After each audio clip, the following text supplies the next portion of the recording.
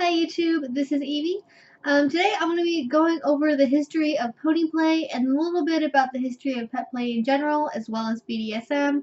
I'm going to be kind of very lightly going over everything. The history of BDSM is really long and has so many little intricate parts to it, and you could film an entire video series just about the history of BDSM. With that being said, the history of Ponyplay is really spread out.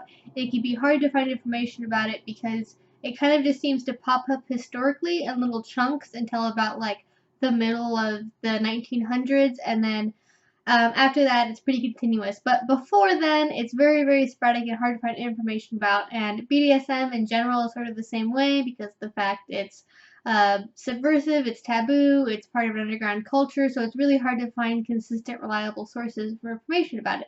Okay, so the way that Ponyplay is actually done now, with all the gear and bridling, sort of the focus on the fashion and aesthetic of it, in addition to using sort of traditional fetish materials like PVC and latex, and going to public events and doing things like pulling carts and having show ponies and things like that. That all started to emerge probably about mid 1900s to about like the 1980s. So a lot of that stuff is really new. Pony play historically is definitely very different from what it is in its modern form, and that's because of the fact that the BDSM subculture didn't exist then. There wasn't a focus or even a concern about it being between two consenting adults.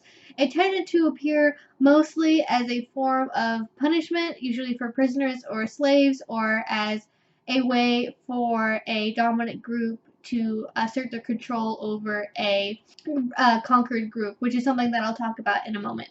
Sort of the first historical starting point that a lot of people cite for pony play is a story involving Aristotle. It's a really well-known story, and it basically involves Aristotle and Phyllis, and she basically tells him, I am going to ride you like a horse with a saddle and reins and all of that stuff. And it sounds very much like modern pony play, right? Because it's consensual and it's between two adults and all that stuff.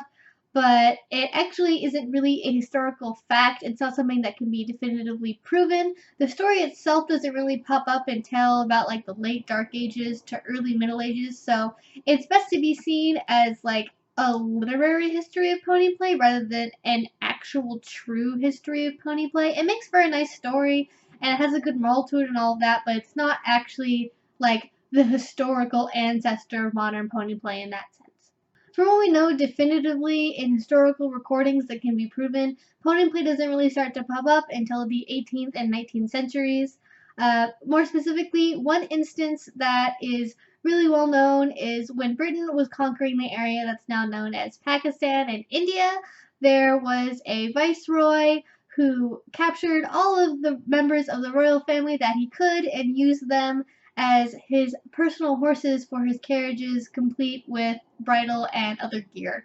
Now, obviously, this is not an example of consensual pony play. That doesn't start to pop up until much later, but by pony play's broader definition, that is dressing up somebody like a horse and forcing them to act in the way of a horse. This is pretty much sort of the first point of that we have. Now, around the same time, in the late 1800s, we start to see burlesque and other dance performers dressing up as ponies as part of their numbers and as a form of animal role play for stage entertainment.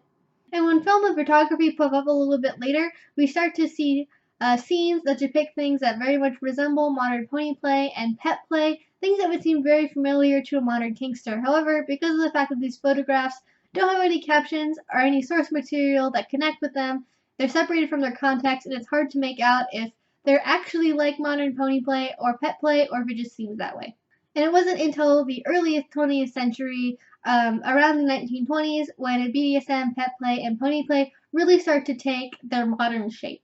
Pulp magazines like Weird Tales would feature aspects of BDSM on their covers, most usually scenes of S&M and or female dominatrixes punishing their servants or their captured enemies. Now, this wasn't really seen as being related to any sort of underground kink subculture. It was mostly just used to draw in readers because of the fact that the covers were controversial and often got pulled from shelves before they could be sold.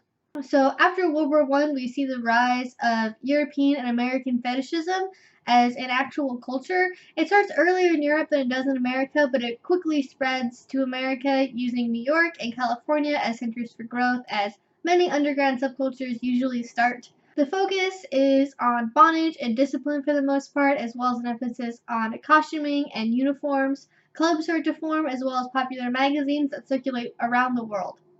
In addition to this, we see the use of a lot of modern fetish gear materials that weren't used prior to World War I, like PVC, latex, and vinyl.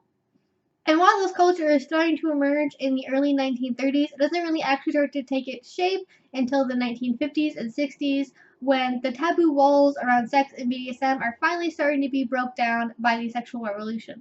But where does Ponyplay fit in all of this? To be honest, it doesn't really.